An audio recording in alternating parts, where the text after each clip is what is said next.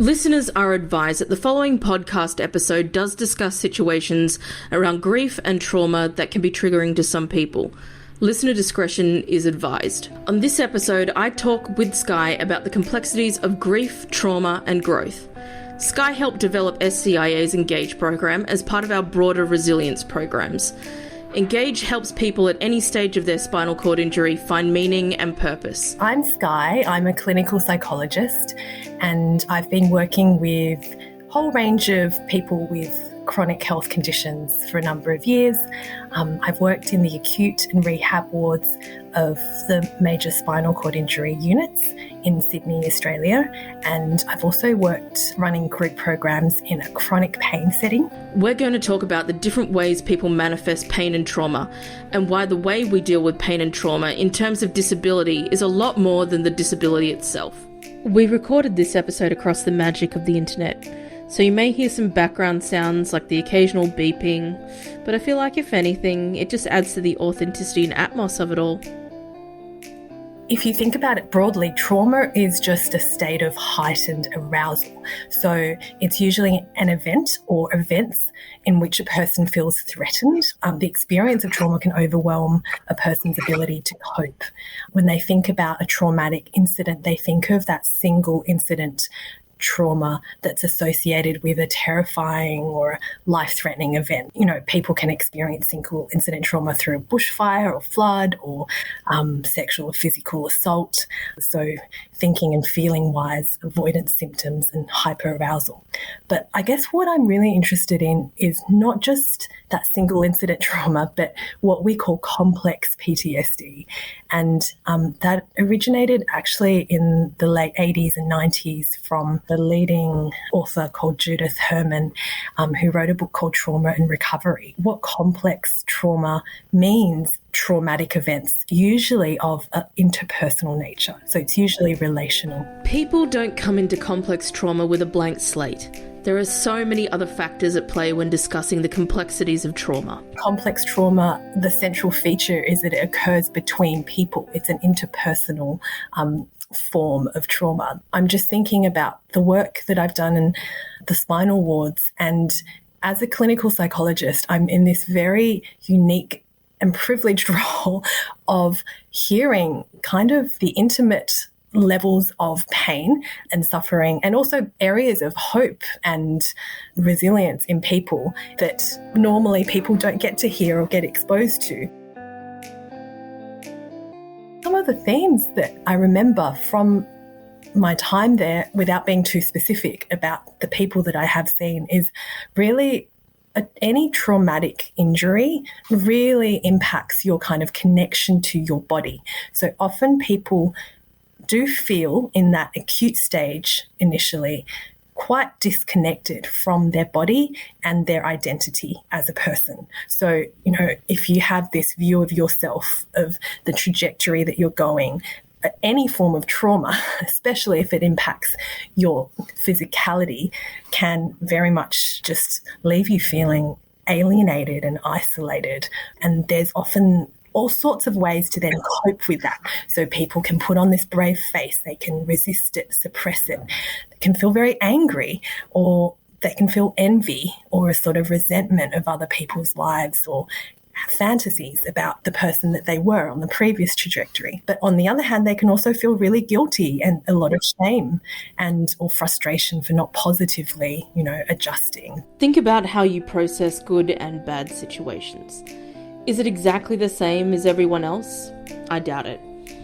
Skye talks about how we need to acknowledge that everyone has their own pace when it comes to grief and how they process that.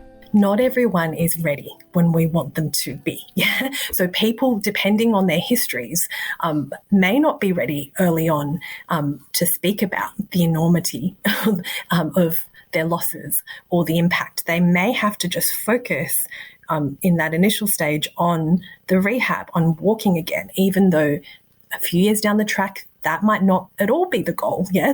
But it takes time and working with yourself in a way in processing the emotional pain. And if you don't feel ready for it, it might just be, in a way, that very simple analogy of the Coke bottle. You just want to, instead of bottling it all in, shaking it all up, you just want to twist that little lid little bit at a time, however much you feel ready, just to let some air out. And that can be in all sorts of ways. There are hundreds of different techniques out there, or smorgasbord of self-soothing, self-regulation tools. But I think one of the most important is just recognizing your own pain, and to know that being human and alive exposes you to the experience of pain. And so pain isn't really the problem. It's your relationship really with your pain. This is emotional or physical pain. How you do or don't make space for that pain, or harshly judge or fight that pain. That's what makes the difference. Acceptance doesn't mean resignation or a passive sense of sort of helplessness. So leaning into it, so acceptance can be very loaded, that term for people, but leaning into that pain is almost sort of like understanding the notion that grief can't be hurried. There's no quick fix. There's no right way. So, or a prescribed cure. Yeah. So it's about containing it, recognizing it for what it is, and I guess realizing that adjustment and new learning just can't be hurried. If you think about the nature of our brains, there's a lot of hope in this space of trauma, because we know fundamentally, on an evolutionary level and on a neurobiological level, co-regulation, it mitigates distress. What that means is our relationships with people, we can form healthy attachments later in life if we're able to put into words our painful experiences in the presence of another person. That can relieve it. If you have already decided that you're going to open up that Coke bottle a little bit at a time to try and let the air out, and you've started talking about things with different people in your life and people who you have trusted, then what happens if, like, you've talked about things with other people and those people are not responding in a way that you have you half expected them to, or you're not finding that they are taking it seriously as you would have liked them to take it? I hear this very frequently in my private practice, because people don't, as a society in general, we don't allow permission to grieve. It's not easy for others, especially in existing dynamics that you may have had before the trauma, or just generally in life, to adjust. When you make shifts in your own ability to begin to open up to pain, to give yourself time and space to adjust, other people are not necessarily doing the same. So in a way, loss brings change. And it is a tricky one, because relationships is probably one of the biggest areas of concern for people with disability in general, and also with spinal cord injury. It's such a huge area of importance, and being sure of who you are and attending to your needs. When discussing the complexities of trauma, we have to address the all too common theme of almost an overemphasis for people with disabilities to push through the difficulties and become heroic in a way. Not just for them, but it's almost like it's for everybody else. However, this can be fraught with its own problems. When people have disabilities, children, I think I see this the most in maybe children or people who have had like traumatic disabilities of some kind or something like that. When the community gets around them, there is like this thing where people are like, you can do it. Like it's almost like they are so enthusiastic with all the right intentions. So they have this over expectation that people with disabilities are going to be achieving beyond what they were capable of whatever, either they had that disability their whole lives or their old self. They would have never put this, like they would have never been like this to somebody who was their able-bodied lives. It's so much pressure on both ends to carry out this inspirational role, or just to positively adjust, to keep doing what the plan says, or what is written on paper to get XYZ goal. And that is generally in the biomedical model how you work. You have to achieve XYZ transfers or independence before you leave the hospital, and then even outside of that, more and more. And people can get caught up in that. In a way, it can give people a general sense of meaning and purpose, but the other extremity, like you talked about, is also very disempowering. And the idea that it is easy to think in black and white terms about everything. It is easy to dichotomize things. In a way, when we suffer a trauma, we can revert back to what's simplest. And a lot of systems that are stuck in that black and white model of being, rather than acknowledging the complexities of individual experiences, it is problematic. So the more I practice in this area, the more I realize how different everyone is and how you cannot generalize really about anything, and that each individual has to come to terms with their path. How do you rewrite the trajectory that you thought you were going to go on, or that you have been on from a very young age? How do you rewrite that and find still strands of yourself, but in this new version? There's this rhetoric in our society that we have to be doing well, have to be battling disease. And that can be really harmful, because at the end of the day, it really leaves people feeling extremely unable to express their vulnerability, and then isolated, and even at times demoralized or quite existentially distressed. It can be even a low level of underlying just hopelessness. It's not easy. I think the people that I've seen in the hospital setting who tend to struggle, but not always initially, are either those who are very closed off from their own experiences of trauma, or have a history of it, and it's been now activated by this new incident that has set off sort of whole range of triggers in feeling so defenseless. Openly talking about vulnerability to destigmatize sort of the range of emotional experiences that all human beings feel that doesn't just include positivity and resilience and adjustment. It also includes grief and loss and pain and processing of that. That's the way forward. On the spinal cord injury level, it's also the systems that are built in place. If you think about a hospital system and where it originally came from. A hospital system came out of sort of a military fighting mode.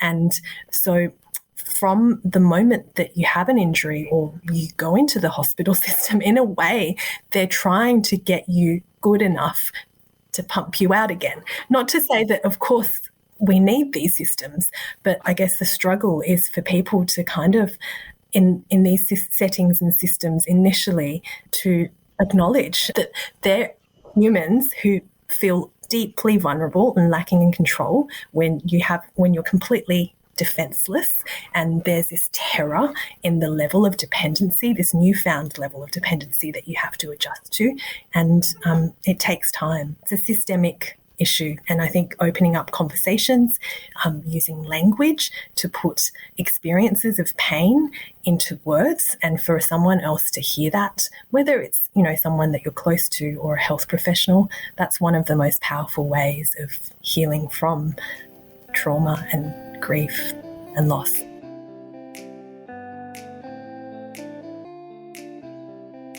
Trauma itself, evidence shows it's best processed when you feel safe and stable, so not in that acute or even that initial community setting where you're still adjusting. So when you feel safe and secure, then you can go into that process of understanding, what brings you meaning and purpose, who you are as a person, and how you can go about setting boundaries for yourself that you feel align with your own needs and values. And that's not a sort of simple one-day task. This is sort of a lifetime sort of event or series of events to process this. I mean, I wouldn't be doing what I do if I didn't have hope that people can reorganize, rewrite their paths that's disrupted by loss. And over time, it's something that everybody can develop, setting firmer boundaries once you know your own needs. If you've got a society or you've got a community that's over-expecting or under-expecting of you, these things can also impact how you act on yourself and how you act to the outside world later on down the track, even if it's unrelated to your disability. Absolutely. It puts the onus or responsibility on the person who is suffering. And that is the greatest burden to hold, whether it's a spinal cord injury or, a disability from birth. Society is not designed for people in wheelchairs. But I guess what's important also is just knowing that it's not your responsibility to make others constantly feel better or to educate others. Yeah, that you're not an endless source of inspiration. That's not your life purpose from birth. Yeah, and you don't have to, in a way, explain yourself. So it might be just really, again, getting in touch with your own needs, your own values, and knowing what gives you a sense of flow, whether that is just in a day-to-day sort of setting, nature. There could be just periods of time that help you self-regulate and give you space to just be with yourself. And sometimes in the oddest of moments, when you are just with yourself, allowing yourself to come down into this zone which we call the window of tolerance, meaning you can tolerate both thinking and feeling at the same time. You're not in that hyper-aroused zone of threat. These are all the effects of trauma, that you're chronically elevated in the state of hyper-arousal or hypo or under-arousal. So the more you can stay in that middle zone, which we call the window of tolerance, which sometimes is so toothpick thin, the more you can, I guess, be committed to giving yourself permission to set certain boundaries and to communicate. We should probably talk about if somebody is out there struggling and they just haven't given themselves a chance to look after their mental health. It's for everybody, right? Sometimes taking that step initially is sort of the hardest step of all, because you're changing, in a way, sometimes entire belief systems around who you are. So it's not easy to take that first step, to pick up that phone, or to even do some research on who you might want to try out. The association that I would recommend for people is the Australian Clinical Psychology Association, where they have a tool where you can find a clinical psychologist close to you in your area who might specialise in a certain area. But just coming back to your question, taking that first step is really important. Sitting in the room and getting a feel for that interaction. Like, it's also important to recognise that you're in control of that. You just want someone to be able to stay in the room with you with all their skills, but also as a human being, able to listen to your pain and not put that back to you, but contain it. What are some strategies that people can take on if they're feeling like they're a little bit disconnected from themselves and they're just trying to find themselves? You said earlier, try and find something that you like doing, or some mindfulness training, or is there anything else that we should be keeping in mind? I guess there are a whole host of strategies that you can use to help you regulate your mind and body. Mindfulness, we know, has a lot of evidence behind it for a practice that's ancient. Didn't really require the evidence, but we've now got a lot of evidence for the impact it can have on emotional pain and chronic physical pain too. So mindfulness or meditation is something that's very powerful, but if that is too difficult, and it can be quite triggering for some people to sit with that, mindfulness doesn't encompass, if you think about that formal meditation of just, being with yourself for 10 or 20 minutes. It doesn't have to be that. It can just be doing an activity that you enjoy in a mindful way, in a very present, focused way. And that could be, like I said, connecting with nature, connecting to an exercise or sport that you like, but really focusing on your actions, etc. Or even savouring just everyday moments, like the colour of a leaf or the smell of a flower, just really integrating that into your day, yeah? And making sure you make space, because I think everybody these days in our society is busy, overstimulated by dopamine from alerts from phones. It's very hard to take yourself off into a space to go, I'm just going to be with myself, yeah? And so making that space is vital in order to just allow for that processing of grief. You can go for years overworking or stimulated. Sometimes what a spinal cord injury or any disability does is force you to be with yourself, yeah, in a new way. And ultimately, post-traumatic growth can occur, but it can only occur after you allow yourself to grieve, or in parallel to grieving. It doesn't just happen in that inspirational way. You have to allow yourself to feel the full facets. You said something interesting around a constant dopamine hit of being always on. Your phone's going off. I know my phone's gone off like 3 times during this interview. We're on a computer now doing this interview, but emails are coming through, all this other stuff. And then you've got television. If somebody is trying to distract themselves by putting as many things in their faces as possible, they're just getting all that all at the same time, rather than just, I guess, sitting and like you said, taking time to do an activity where you're focusing on that activity. It's just yours and yours alone. What can happen to people who are trying to basically, I guess what I'm asking is, if people are trying to constantly distract themselves by tech or whatever, instead of taking time out for themselves, what can happen? What can be some of the ramifications? I guess, firstly, we're all part of this society now where there's a strong drive system operating at all times, yeah? It's motivating us to get that dopamine hit, to check that phone, check that email.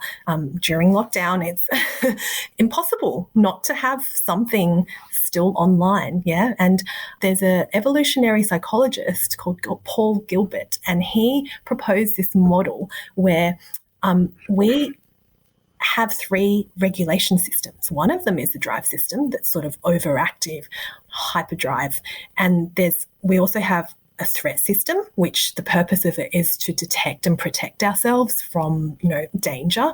And I guess that's the amygdala. That's the part of the brain that processes fear and is related to cortisol.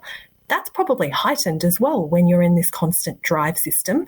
There is this threat of missing out. When these two are overreactive, the third system that's proposed, which is a soothing system, is sort of like a shriveled up prune. And the soothing system is the one that, if you think about the cave, if you think about a community, you come in at night to eat, to soothe each other, bond, and manage the distress of the day around the fire. And that's the prefrontal cortex operating. That's our frontal lobes, the sort of CEOs of our brains. And it's related to oxytocin, the love hormone that's released when you give birth and bond with your child. And it helps us feel safe and protected and cared for. So that system, unfortunately, just generally, I think, and this goes for everyone, can be underdeveloped. So anything that allows you to achieve a state of flow, or what that means is sort of immersion into an activity that's just challenging enough, that's probably something to, if you don't have that already, to kind of think about or strive for. So you can't really get into that flow state by watching TV passively. It's sort of a state that's talked about when you're just immersed in some activity, and that's different for everyone. There are hundreds, so it's hard to recommend one. But, you think about what works for you, whether that is, a sport or something, and usually to do with your body. Yeah, really building that soothing system would be important.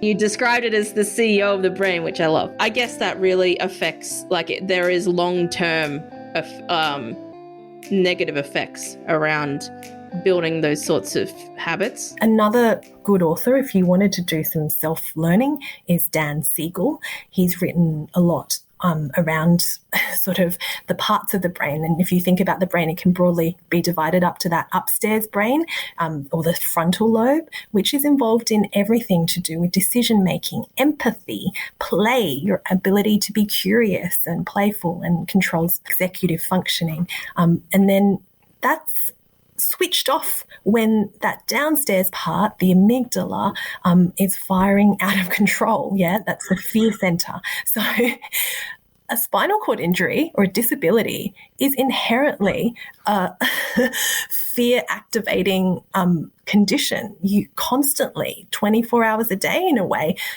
especially when you initially are faced with the helplessness and the intrusiveness of people coming into your personal space, and an inability to complete sort of tasks for yourself. That's a constant threat response. So it's, I think, also sometimes a little bit too demanding, this system that we've spoken about in sort of the beginning. It's just too much demand to expect a person to be okay. When you're initially encountering a massive, and I mean initially, not just in the first week or first month, but probably the research says first 2 years, you will just generally accept that, you will be in this stress response. But then afterwards or during it, learning to help activate that shriveled up soothing response, and then eventually building a little rhythm in your life where you make that space to find the not just activities, but the people that can help you co-regulate. If you think about that warm community of that fire in the cave, it's the attachments that you form that can have a huge difference too. So what sort of boundaries should people be setting so they don't become because you said something incredibly interesting around somebody does not have the capacity to be able to do everyday tasks in the same way able-bodied people do. They will need help and assistance, which puts them instantly into a defense mode or like this fear type mode. And so that can instantly, because a lot of people who have spinal cord injuries, they need help beginning of the day, end of the day. So they start their day off in this fight or flight mode, and then they end their day in a fight or flight mode.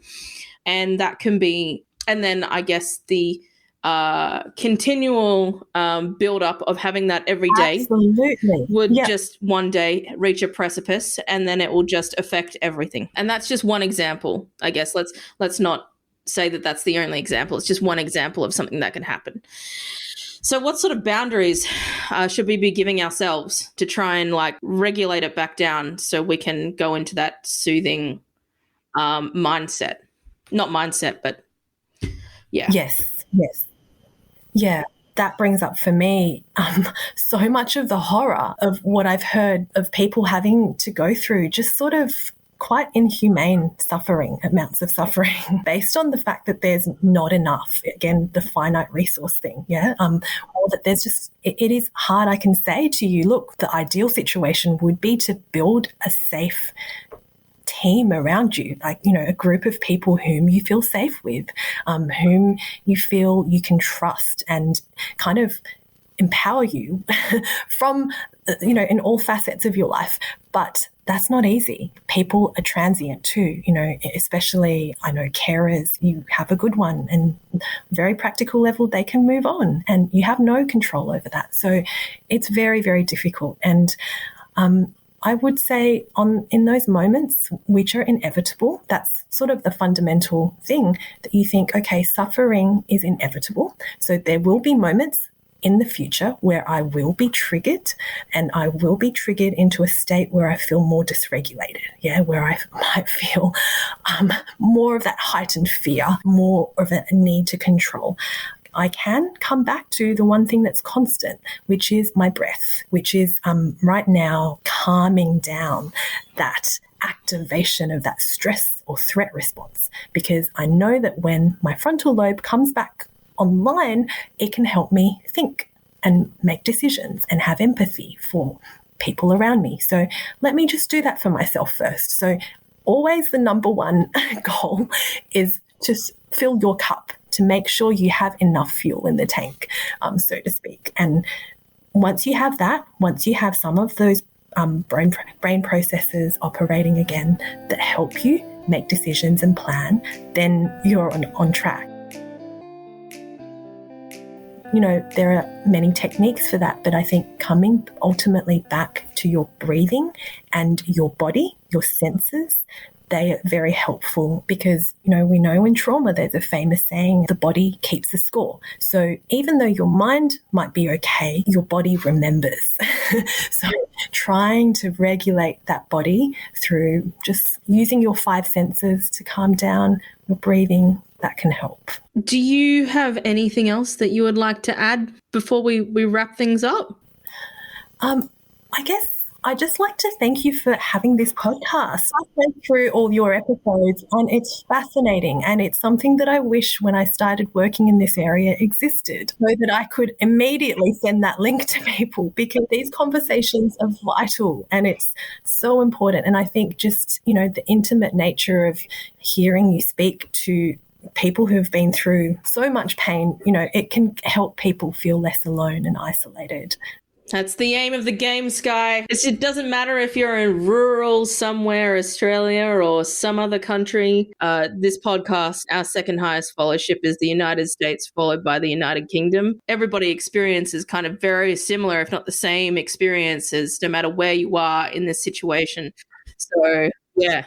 Pain is universal. Suffering is universal. Yeah, there's such a lack of community. You can feel very much alone in your own space when you first go through any trauma, whether that is a spinal cord injury or disability. And I think if you can build that sense of community for people, what you're doing is facilitating an environment where people can be heard, and maybe eventually linking people up in some form. You've been listening to Have the Nerve, a podcast by Spinal Cord Injuries Australia. This episode has been written, produced and edited by me, Susan Wood, and logo art by Kobe Ann Moore. SCIA has many ways you can socially connect with the wider community. We have a peer and family support team that supports people with a spinal cord injury in the spinal units and in the community.